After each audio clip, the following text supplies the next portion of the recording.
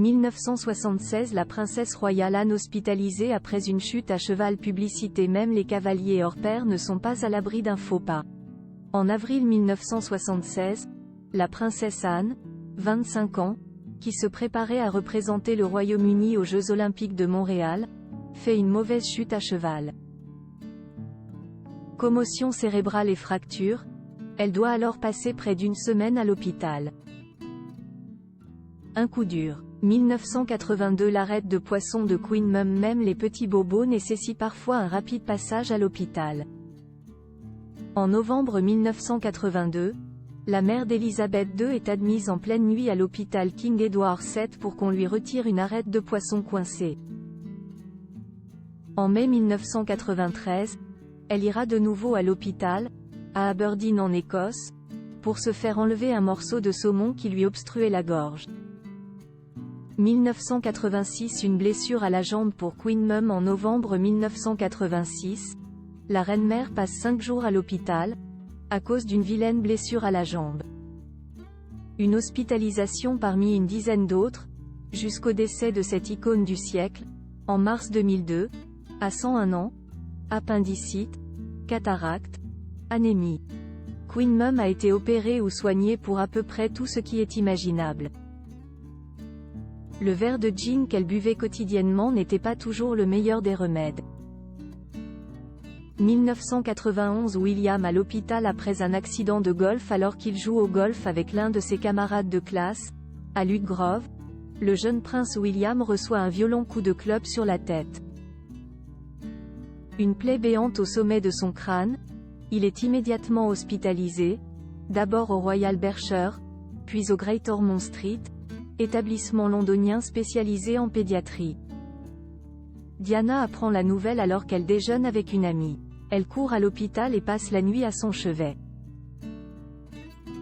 Tandis que le prince Charles, après s'être assuré que son fils était entre de bonnes mains, ira honorer un engagement à l'opéra. Ce que lui reprochera Lady Di, mais également la presse. 1993 La pneumonie de la princesse Margaret à 62 ans.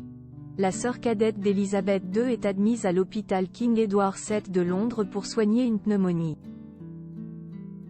Le palais doit alors démentir les nombreuses rumeurs qui assurent que cette fumeuse invétérée souffre d'un cancer. En 1979, la princesse Margaret avait déjà surmonté une pneumonie et avait subi une ablation d'une partie du poumon gauche en 1985. 1998 Le premier accident vasculaire cérébral de la princesse Margaret en février 1998, alors qu'elle séjourne sur sa chère île Moustique, où elle possède une superbe villa, la cadette d'Elisabeth II est victime d'un accident vasculaire cérébral. D'abord hospitalisée à la Barbade, elle sera ensuite rapatriée à Londres, au plus près de sa famille.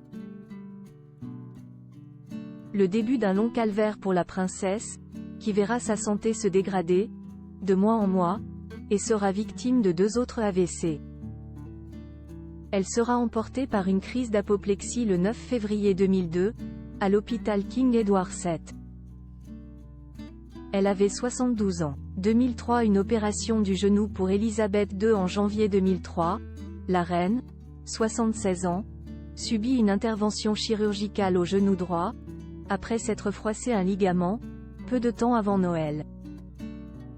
Un rare séjour à l'hôpital pour Elisabeth II qui, auparavant, n'y était allée qu'à 2 reprises, pour se faire retirer les dents de sagesse en 1982, et après une chute de cheval en 1994. 2008 La fausse rumeur autour du « cancer » du prince Philippe début avril. Le duc d'Édimbourg, alors âgé de 87 ans, est admis à l'hôpital King Edward VII, officiellement pour une infection pulmonaire. Mais, The Evening Standard raconte dans ses pages que l'époux d'Elisabeth II souffrirait plutôt d'un cancer de la prostate. Source médicale, à l'appui. Buckingham Palace, qui n'a pas l'habitude de commenter l'état de santé des membres de la firme, se voit dans l'obligation de démentir ces informations erronées, qui constituent une grave infraction à la vie privée du prince Philippe. Malgré sa santé solide, Le prince Philippe a subi de nombreuses opérations durant sa longue vie. En 1996, il subit une ablation d'une excroissance bénigne sur le nez. En 2010, il se fait opérer du canal carpien. En 2011, il aura une opération cardiaque. Puis, en 2012, une petite intervention à la vessie. Enfin, en 2018, il est opéré de la hanche. 2008 Charles opéré pour une tumeur au visage. En mai 2008, Charles, alors prince de Galles, subit une ablation d'une tumeur bénigne au visage. Une intervention sans gravité, de routine, précisera alors son cabinet. 2012 La grossesse compliquée de Kate Middleton atteinte d'hyperémèse gravidique à chacune de ses grossesses. Kate avait dû être hospitalisée plusieurs jours, en décembre 2012, lorsqu'elle était enceinte de son premier enfant, le prince George. 2013 La gastro-entérite de la reine. En mars 2013, Elisabeth II est gardée sous surveillance à l'hôpital King Edward VII, durant 2 jours, pour une vilaine gastro-entérite. Rien de grave, rassure le palais. Mais son voyage officiel en Italie, prévu la semaine d'après, sera tout de même annulé. 2021 Le prince Philippe hospitalisé, par précaution, à 99 ans. Le duc d'Édimbourg, retiré de la vie publique depuis 2017, n'est évidemment plus le fringant jeune homme qu'il a été par le passé.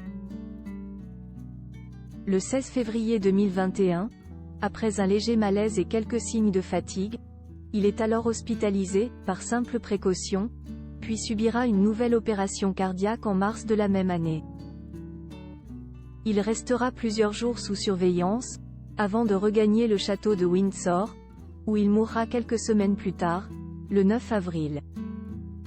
2021 Elisabeth II hospitalisée durant une nuit. Une hospitalisation en catimini et c'est tout un royaume qui s'inquiète. Le 22 octobre 2021, Buckingham Palace confirme une information révélée par The Sun. Quelques jours plus tôt, Elisabeth II a passé une nuit à l'hôpital pour des examens préliminaires. Personne n'en saura plus. Une chose est sûre, ce court séjour à l'hôpital marquera le début du lent déclin de la souveraine.